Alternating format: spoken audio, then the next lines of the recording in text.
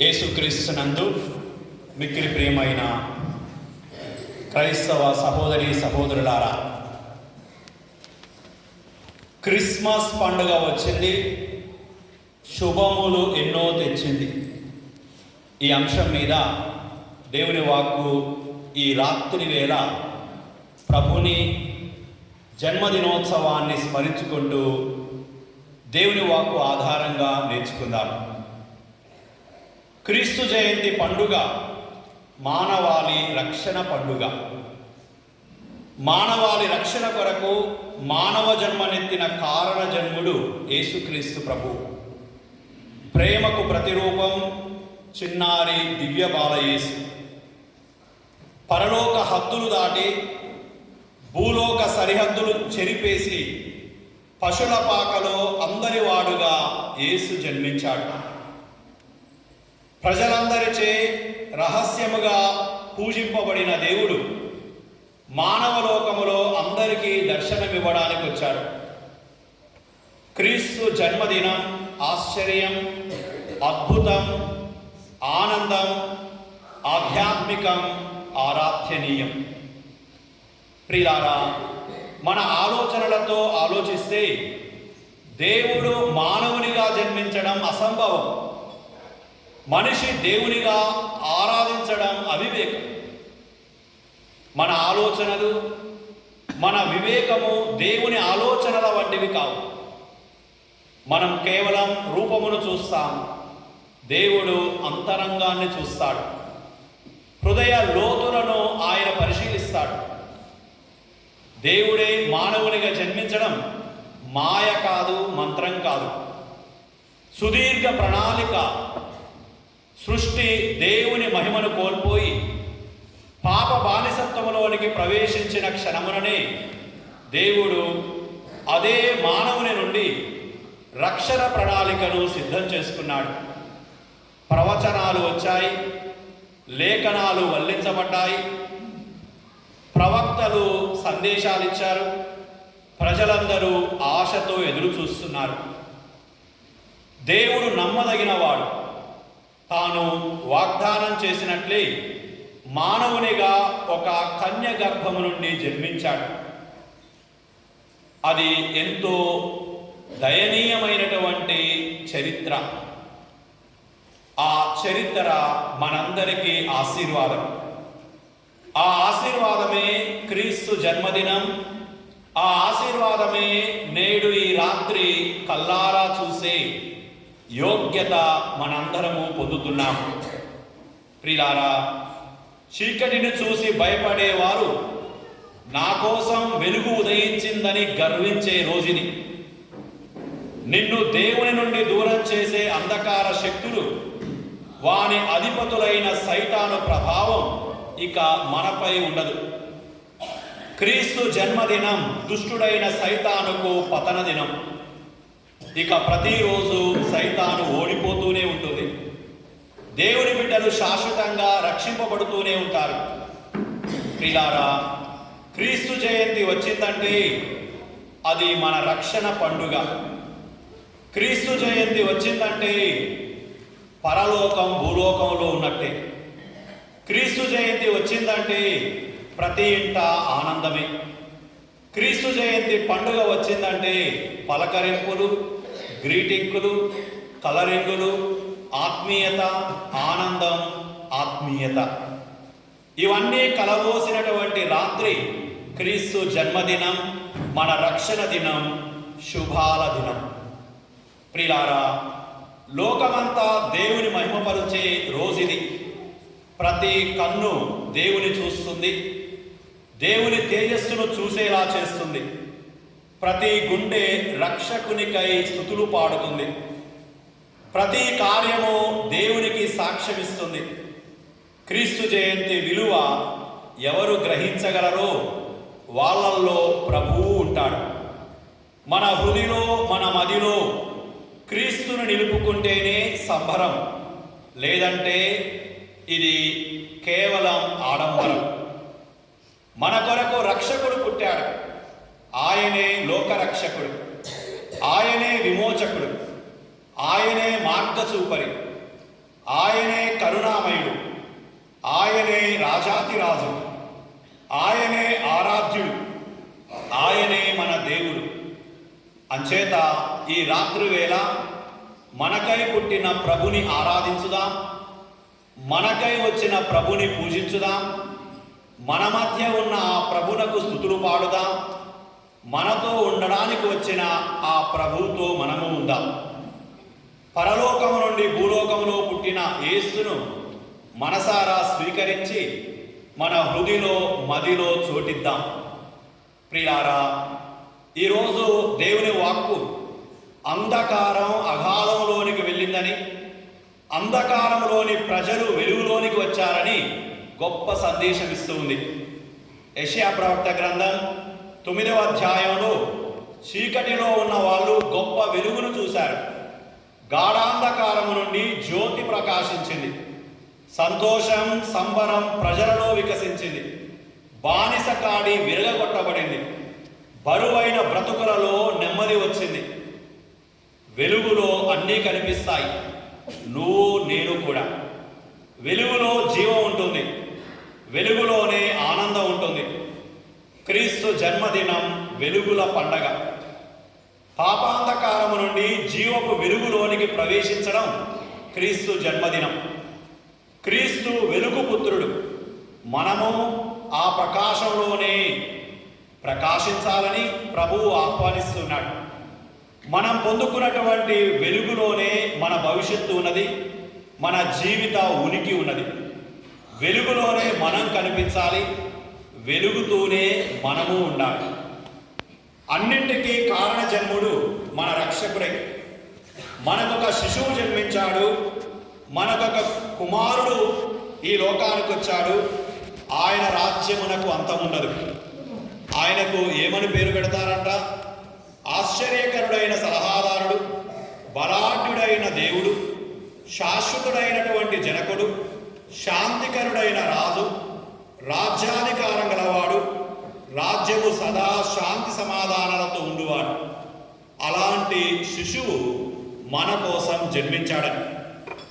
దాని అర్థం నీతి న్యాయంతో పరిపాలన ఉంటుంది, కలకాలము ఆయన ఉంటాడు, దేవుడే ఈ కార్యాన్ని నెరవేరుస్తాడు, అవమానం తొలగిపోతుంది, ఆనందం విస్తరిస్తుంది, కీర్తిని పొందే రోజు, అందరూ దేవుని మహిమపరిచే రోజు. ఇదే అంధకారం అగాధంలోనికి, అంధకారంలో ఉన్న ప్రజలు వెలుగులోనికి ప్రవేశించడం అంటే. పౌలు గారు తీతుకు రాసిన లేఖ 2వ అధ్యాయంలో దేవుని కృప గురించి వర్ణించాడు. దేవుడు కృపామయుడు, ఆయన మనలను విడిచిపెట్టలేదు, మనతోనే ఉండడానికి మన మధ్యకే వచ్చాడు. ఆయన రాకడ మనలో ఆశాభావాన్ని ఇస్తుంది. మన గత జీవితాన్ని విడిచిపెట్టి క్రొత్త జీవితానికి ఆహ్వానాన్ని అందిస్తుంది. మనకు అసాధ్యం అన్నప్పుడు, ఏ ప్రయత్నం చేయలేనప్పుడు, ఇదిగో నేనున్నా, అసాధ్యమైనది సాధ్యం చేస్తున్నా, దేవుని సంకల్పం ఇది, దేవుని కృపతోనే ఆయన దీనిని సాధ్యం చేస్తున్నాడు, ఇదే రక్షణ దినం అని దేవుని కృపను పౌలు గారు ప్రకటిస్తూ క్రీస్తు జన్మదినంలో ఏం జరుగుతుందో మనకు చెబుతూ ఉన్నాడు. మానవాళి రక్షణకై దేవుని కృప వచ్చింది అని. శక్తిహీనత, లౌకిక వ్యామోహాలు విడనాడి ఇంద్రియ నిగ్రహము కలిగి రుజుమార్గమున పవిత్రమైన జీవితం జీవించడానికి దేవుని కృప వచ్చింది.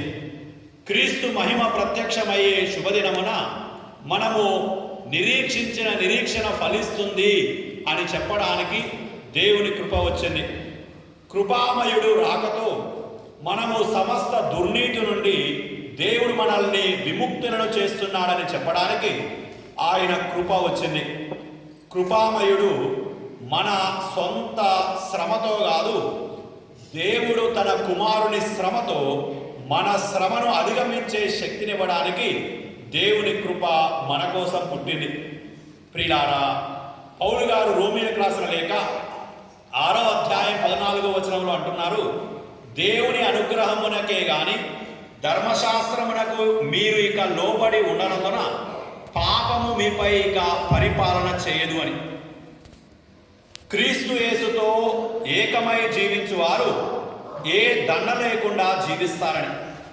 మీరు పొందినటువంటి దేవుని కృపను మీరు వ్యర్థం చేయకండి, అది దేవుని తోటి పరివారంగా మేము అర్థిస్తున్నామని పౌలు గారు చక్కగా దేవుని కృప గురించి మనకు వివరించారు. ఆయన తన జీవితంలో బలహీన స్థితిలో కూడా దేవుని కృపను పొందుకొని ఏమంటున్నాడు? కొరింథీయులకు రాసిన 2వ లేఖ 12:9 నా కృప నీకు చాలు, బలహీనత యందు నా శక్తి పరిపూర్ణమగుచున్నదని. ప్రియులారా, దేవుని కృప కృపామయుని జననం. అంచేతనే ఈ రాత్రి వేళ మనందరం ప్రభు నీ కృప చాలు అని సంతోషించవలసినటువంటి సమయం ఇది. మూడవది, ఇది సంబరాల క్రీస్తు జయంతి. కానీ సంబంధాలు లేకపోతే సంబరమే ఉండదు. సంస్కరించుకోవలసినటువంటి రోజు ఇది. క్రీస్తు జయంతి అందరికీ సంబరం. సంబంధాలు లేకుండా జీవించే వాళ్ళు క్రీస్తుతో సంబంధం ఎలా వస్తుందంటారు? అందరూ చిరునవ్వుతో పలకరించారు. కొత్త బట్టలు, మెరిసే అందాలు, ఎప్పుడూ చూడని ఉత్సాహం, దూరపు బంధువుల రాకడ, కొన్ని మార్లు ఎగిసిపడేటువంటి నాట్యాలు, చప్పట్లు, భక్తి విశ్వాసాలతో బాలయేసును ముద్దారడం, ఆరాధించడం, ఇలా ఎన్నెన్నో క్రిస్మస్ అనుభూతులు మనకుంటాయి. అన్నీ కలిసి సంబరాల క్రీస్తు జయంతి. దేవుడే మనతో సంబంధం కలుపుకోవడం క్రీస్తు జయంతి. పరలోకం భూలోకం కలిసింది, నీవు ప్రభువు కలిశారా? ప్రియులారా, ఈరోజు లూకా శుభవార్త 2వ అధ్యాయం 1వ వచనం నుండి 14వ వచనంలో క్రీస్తు పుట్టుక అనంతరం జరిగిన గొప్ప సంఘటన మనం వింటాం. క్రీస్తు చరిత్ర మనందరము నెమరు వేసుకోవలసిన రాత్రి ఇది. ప్రియులారా, దేవదూత మరియమ్మ దగ్గరకు వచ్చింది. అనుగ్రహ పరిపూర్ణురాలా నీకు శుభము, దేవుడు నీతో ఉన్నాడు అని గొప్ప సందేశం దేవదూత మరియమ్మకిచ్చింది.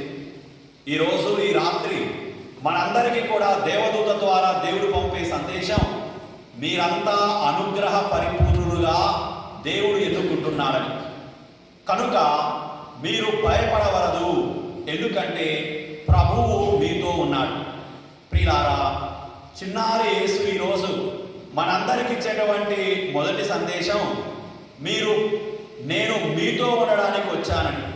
అందుకే ఆయనకు ఇమ్మానుయేలు అని పిలువబడతాడని ప్రియులారా సువార్త మనకు నేర్పిస్తుంది. అనగా చిన్నారి బాలయేసు చిరునవ్వులతో మనకు చెప్పేది, నేను మీతో ఉంటాను.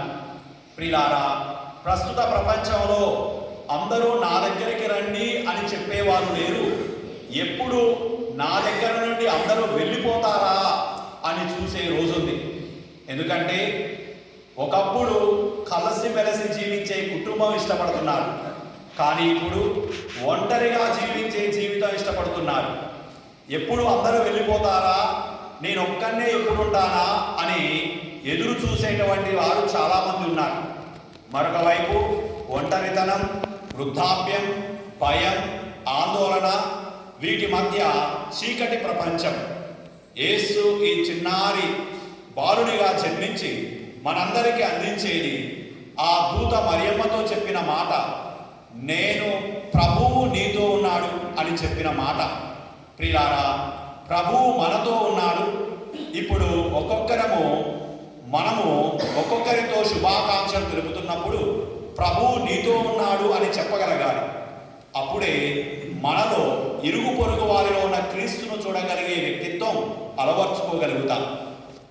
రెండవది, దేవదూత యోసేపు దగ్గరికి వచ్చి, యోసేపు, నీ భార్య అయిన మరియమ్మను స్వీకరించడానికి భయపడకు అని దేవదూత యోసేపుతో చెప్పడం యేసు పుట్టుక చరిత్రలో మనం వింటాం.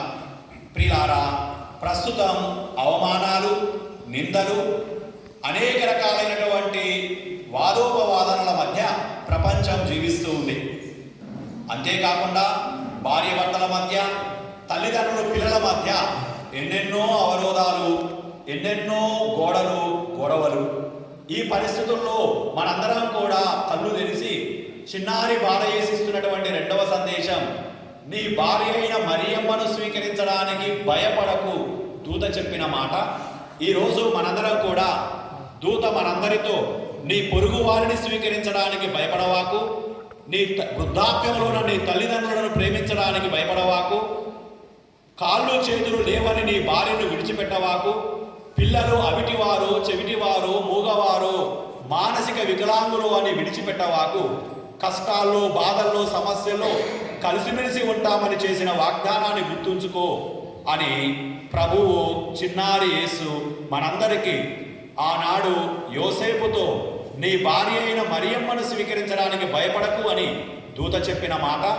ఇప్పుడు మనందరం కూడా అదే దూత నోట, ప్రభువు మీరు చెప్పినట్టుగానే మేము మా ఇరుగు పొరుగు వారిని స్వీకరిస్తాం అని చెప్పగలిగితేనే క్రీస్తు జయంతి. మూడవదిగా దేవదూతలు గొల్లల దగ్గరకు వచ్చి ఏం మాట్లాడారు? భయపడకండి, ప్రపంచం పరమానందం చెందే శుభ సందేశాన్ని మీకు ఇస్తున్నాను. నేడు దావీదు నగరమున ఒక శిశువు జన్మించాడు, ఆయన క్రీస్తు ప్రభువు. వివిధ రకాలైన వృత్తులు మనం చేస్తూ ఉన్నాం. కొందరు డాక్టర్లు, ఇంకొందరు ఇంజనీర్లు, ఇంకొందరు వ్యవసాయదారులు, నర్సులు, టీచర్లు, కొంత కార్మికులు, ఇలా వివిధ రకాలైన వృత్తుల్లో ఉన్న వాళ్ళారా, ప్రభువు చెబుతున్నటువంటి మాట, మీరు భయపడకండి. ప్రపంచం సంతోషించే వార్త కాదు, మీరు సంతోషించే వార్త, మీకు ఒక శిశువు జన్మించాడు. ప్రియులారా, నా కోసం ఎవరైనా ఉన్నారా అని ఎదురు చూసే ప్రపంచంలో నీ కోసమే ఒకరు జన్మించారని చెప్పడం క్రిస్మస్ పండుగ. అంచేతనే నాకెవరూ లేరని ఎవరూ అనుకోకూడదు. నాకు యేసు జన్మించాడు, నా కోసమే ఒక శిశువు జన్మించాడని ఈరోజు ఆనందించగలిగితే క్రిస్మస్ పండుగ మన ఇంట్లో ఉంటుంది. నాలుగవది, దేవదూతలు పరలోక దూతలతో కలిపి పరలోకంలో ఉన్న దేవునికి మహిమ, భూలోకంలో ఉన్న మానవులందరికీ శాంతి సమాధానమని స్తుతి పాటలు పాడుతూ ఉన్నారు.